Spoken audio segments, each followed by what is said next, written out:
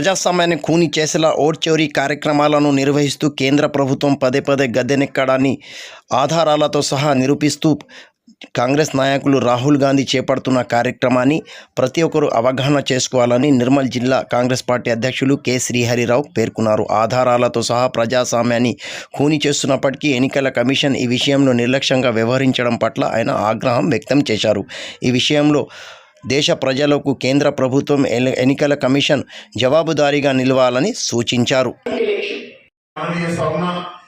రాహుల్ గాంధీ గారు ఏదైతే అంశాన్ని లేవనెత్తిందో దేశవ్యాప్తంగా పెద్ద చర్చ జరుగుతూ ఉంది.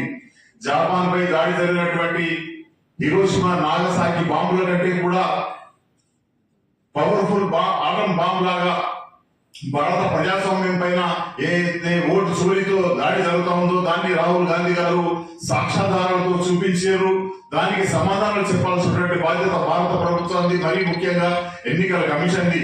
ఏ రకంగా అయితే సీసీటీవీలో ఫుటేజ్లు కానివ్వండి, మిగతా ఆధారాలని ధ్వంసం చేస్తున్నారు, ప్రతి విషయాన్ని కూడా సాధారణంగా రాహుల్ గాంధీ గారు ప్రకటించిన సందర్భంలో ప్రతి దానికి సమాధానం చెప్పాల్సిన బాధ్యత, ప్రజాస్వామ్యాన్ని పరిరక్షించాల్సిన బాధ్యత ఈ పాలకుల పైన, ఎన్నికల కమిషన్ పైన ఉంది.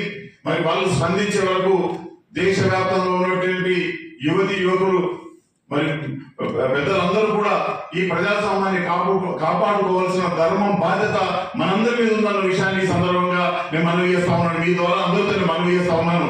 ఇలా రాహుల్ గాంధీ గారు ఇష్యూస్ రేజ్ చేసిండ్రు, దాన్ని ఇంకా బలమైనటువంటి చర్చగా తీసుకెళ్లి ప్రజాస్వామ్యాన్ని కాపాడుకోవాల్సిన బాధ్యత మేధావి వర్గ ప్రతినిధుల పైన, అందరిపైన ఉన్నదని చెప్పి సందర్భంగా మనవి చేస్తూ